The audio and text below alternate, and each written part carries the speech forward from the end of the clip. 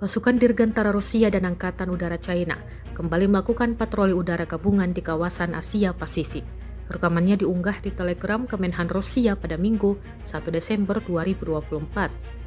Kelompok penerbangan ini terdiri dari pengangkut rudal strategis Tu-95MS, Angkatan Dirgantara Rusia, dan pembom strategis Xian-Ha-6K Angkatan Udara Tentara PLA.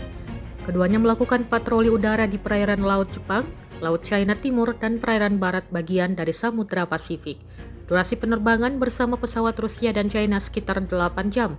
Acara tersebut dilakukan sebagai bagian dari implementasi rencana kerjasama militer tahun 2024 dan tidak ditujukan terhadap negara ketiga.